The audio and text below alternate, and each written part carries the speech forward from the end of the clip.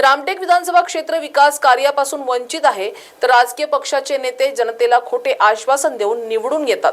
पण आज ही क्षेत्रात अनेक समस्या असल्यानं रामटेक विधानसभा क्षेत्राचा विकास कधी होणार आणि कोण करणार असा प्रश्न नागरिकांच्या डोळ्यासमोर उभा झाला आहे।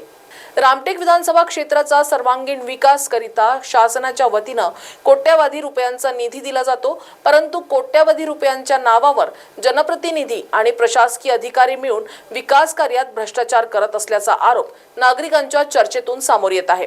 नाली रस्ते बांधकामात दिरंगाई होत असल्यानं कित्येक नागरिकांना जिल्हाधिकारी, आमदार, खासदार यांना विकास कार्याच्या कामाची चौकशीबाबत निवेदन देऊन भ्रष्ट अधिकाऱ्यांवर कारवाईची मागणी केली, परंतु आजपर्यंत कुठल्याही अधिकाऱ्यावर कारवाई झाली नाही।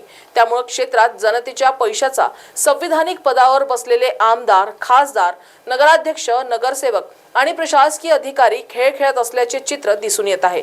सध्याच्या परिस्थितीमध्ये शहरी व ग्रामीण भागात पाण्याची समस्या, खराब रस्त्यांची समस्या, दुकानदारांना स्थायी जागा नाही अशा अनेक विविध समस्यापासून नागरिक त्रस्त आहेत।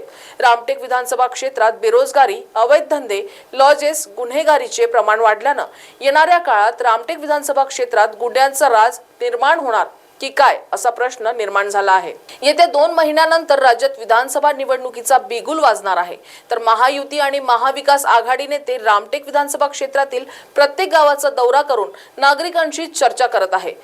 3 ते 4 वर्ष राजकीय पक्षाचे नेते नागरिकांच्या समस्यांकडे कानाडोळा करतात आणि जसे जसे निवडणुका जवळ येतात तेव्हा जनतेत जाऊन राजकीय भाषेचा वापर करून गुमराह करतात। अशा परिस्थितीमुळे रामटेक विधानसभा क्षेत्र विकास कार्यापासून वंचित राहिला आहे असे ज्येष्ठ नागरिकांच्या चर्चेतून बोलले जात आहे।